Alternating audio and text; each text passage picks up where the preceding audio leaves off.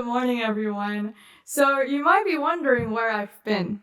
For the past week or so, I hear a lot of Tina, oh my god, I haven't seen you in 2 years. Indeed, to be honest, for the past couple years, sometimes I don't even know where I'm at.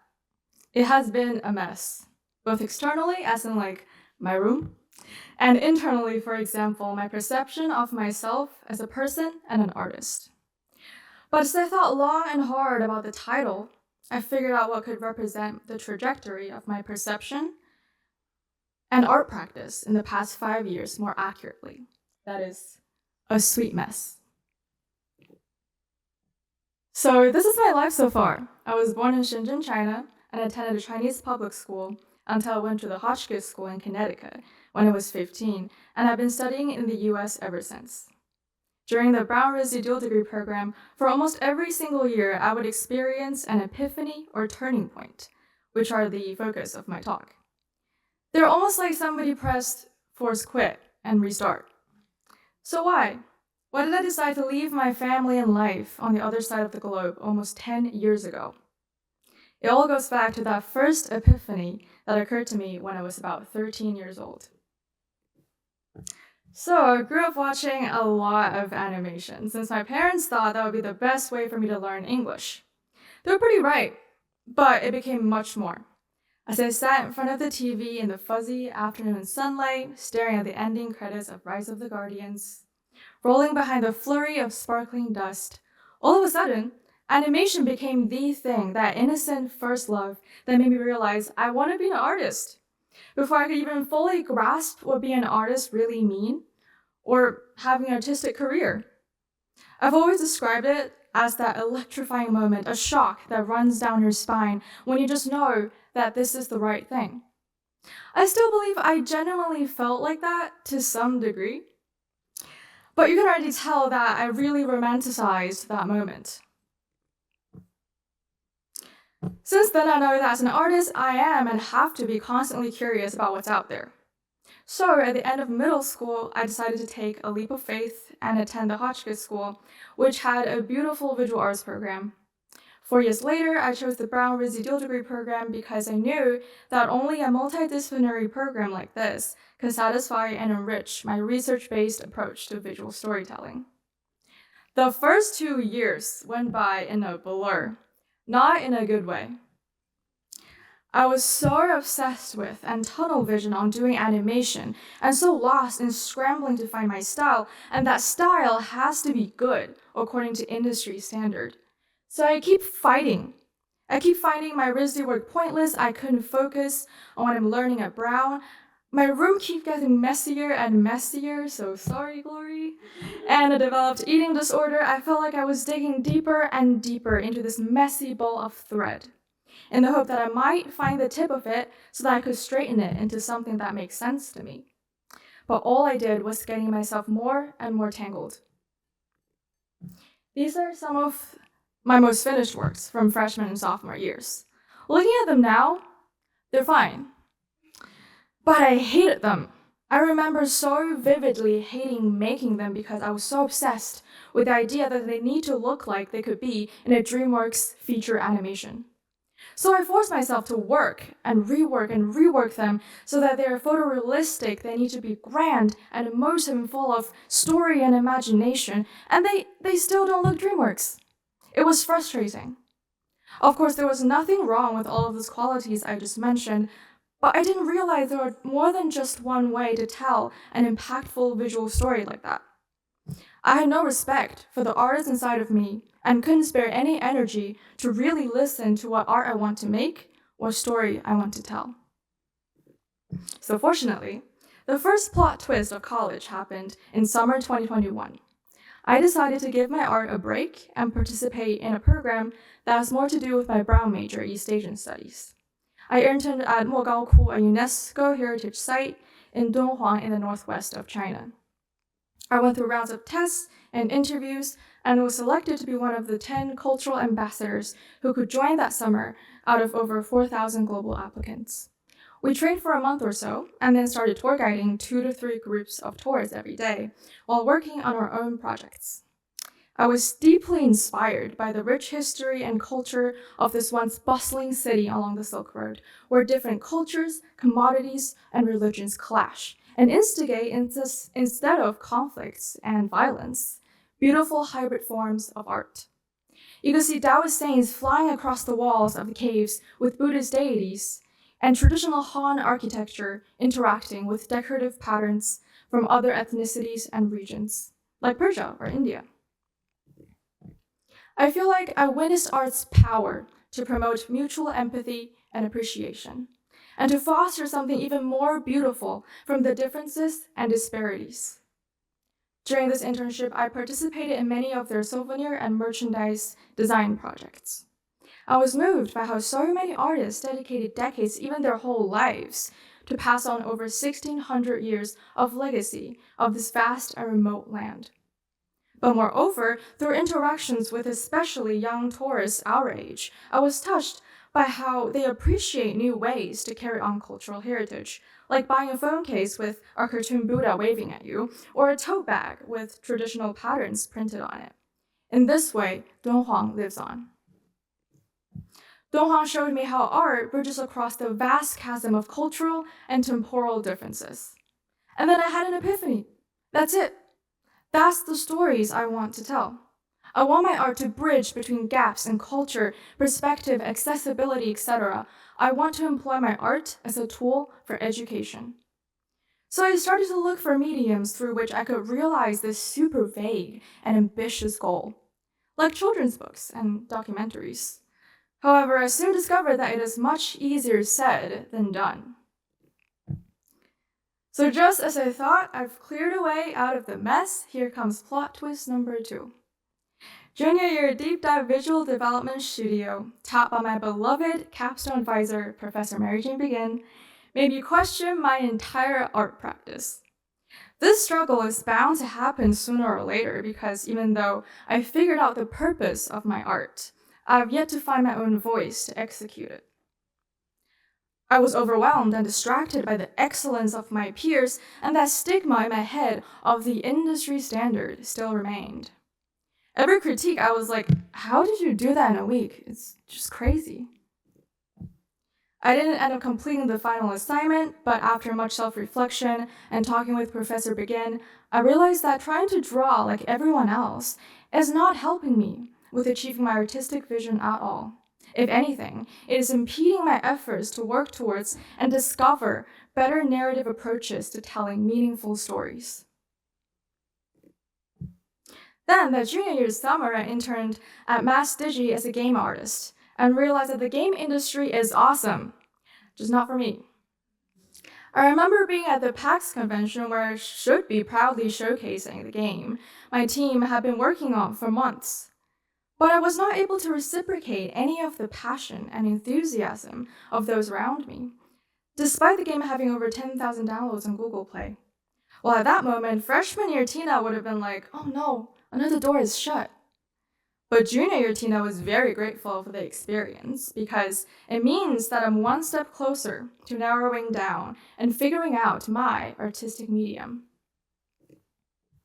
However, the next summer, there were a completely new possibility to my art making right at my face. Fourth year summer, I worked for almost 4 months at Hasbro as a graphic design intern on the Monopoly team. Graphic design was a field I have never considered. To my surprise, I had so much fun in developing a new narrative and visual approach to licensed Monopoly instructions that is more fun and immersive to read, and creating graphics and prototypes for potential redesigns to enhance the unboxing experience and collector value. Monopoly's 90th anniversary and rebranding and projects as such. From them, I learned much about how graphic design plays a role in the consumer experience and tells the story of a brand. By the way, I also acted in an instructional video shoot for Hasbro's website, since apparently I have tiny hands that look like a child's. So I finally turned away from animation and took a more holistic look at my works. All of a sudden, I realized I've always naturally geared towards not only atmospheric visual development illustrations, but also design works with vivid graphic qualities and dramatic colors. I realized that I don't have to narrow down my art to anything in order to achieve my goal of telling impactful stories through them. When people first check out my website, many of their responses are somewhere along the lines of, "Oh, it's a bit messy." But I've always found that problematic. Now, after many plot twists and realizations, I started to see the diverse styles in my portfolio as not a weakness or a lack of personal style, but a strength of flexibility in visual storytelling. So in the last semester of this program, I decided to explore the two ends of the spectrum of my art. Unit 731 is a character design project focusing on the human experiments in Harbin, China from 1936 to 1945, conducted by Unit 731, a covert biological warfare unit of the Imperial Japanese Army. The Sino-Japanese War and Japanese colonization in East Asia is largely unaddressed and undiscussed outside of Asia. Massacres remain unacknowledged, and war criminals, including many from Unit 731, remain unpunished and even gain prestigious positions in the government and other fields. This is the heaviest and most sensitive and complicated topic I have tackled so far. As I mentioned in the beginning, I have a very research-based approach to my art, meaning I would almost always spend more time researching the subject matter than on the execution and drawing part. So I made sure to reference a variety of peer-reviewed research by scholars from diverse backgrounds. So the story here is that from left to right, the little girl and her sibling are victims of the human experimentation and are now spirits trying to find their missing parts. They found this modern-day schoolgirl to help them with their search. Along their journey to uncover history, they're confronted by this Japanese official who tries to obscure the truth, and who controls this ghastly ghost soldier who used to be a child soldier. In my research, I read about not only innocent children who suffered from the experiments, but also young soldiers who became Unit 731 members without knowing and having to witness the atrocities. And some of them later supported movements to reveal the crimes of Unit 731. I decided to focus on children in my characters because they're the most vivid depiction of how there is no winning side in a war. I wanted to be clear that the goal is not to encourage retribution or hatred or to compete for who's the biggest victim of World War II, but simply bring awareness to history, if only in the hope that history does not repeat itself in this way ever again. Well, on the other hand, Cloudhead is a collectible blind box toy series that invite you to join Cloudhead on the journey to have fun, let go cray-cray if you have to, ride the ups and downs of life and believe in yourself. And never forget, Delulu might just be the Sululu. So I think this is a very nice continuation of both my Dunhuang and Hasbro experiences. This last semester's work, though challenging, has been the first time in quite a while that what I'm working towards feels right. Mehek yesterday talked about how the medium is crucial in expressing a message. Correct me if I got it wrong. And I highly agree with that. Since 13 years old, I have brainwashed myself into thinking that animation is the only medium that feels right to me. But the real issue is that I have forgotten why that is. Animation is one of the most versatile and flexible and interdisciplinary medium for visual storytelling, and thus lends itself the power to tell stories that could subtly influence a child's or even adults' values and perspectives and make lifelong impacts. So it might seem like neither my room or my art has gotten to be any less of a mess, but I've finally learned to appreciate the versatility in my art instead of fighting it. I realized that I should use all sides of my art to transform visual storytelling into a medium for education and change. For the next step, I'm very privileged and fortunate to be able to pursue graduate studies at the Experimental Animation MFA program at CalArts to further explore this vision. Next, I would love to show you my sample reel. And just as a warning, the first sound might be very loud.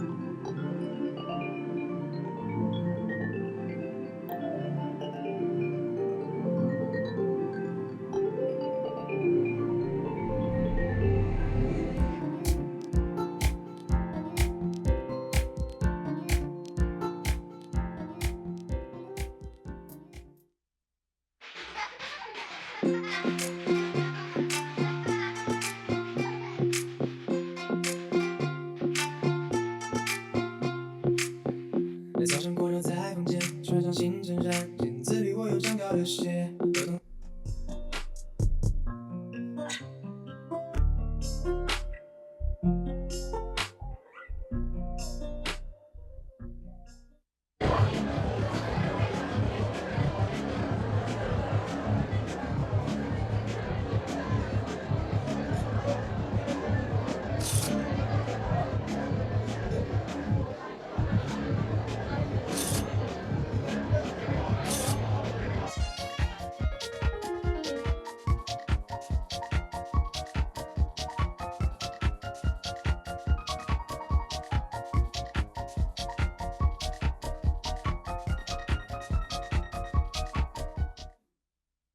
Thank you.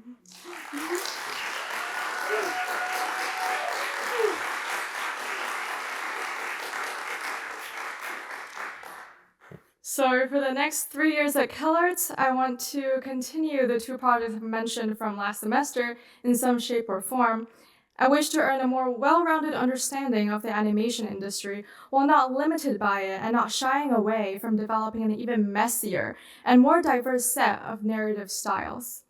I hope to one day tell meaningful visual stories that could transcend cultures and generations, since there's power in the intangible and truth behind the fantastical.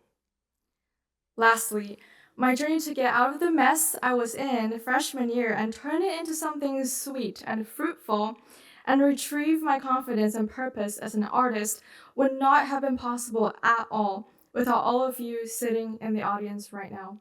My family away from home. My fellow Julies, words cannot express how grateful I am and how lucky I feel to have been able to meet you all and know you for a fifth of our lives. And the biggest love to my parents, a chemist and a computer engineer who always loved and supported a little artist unconditionally. Thank you.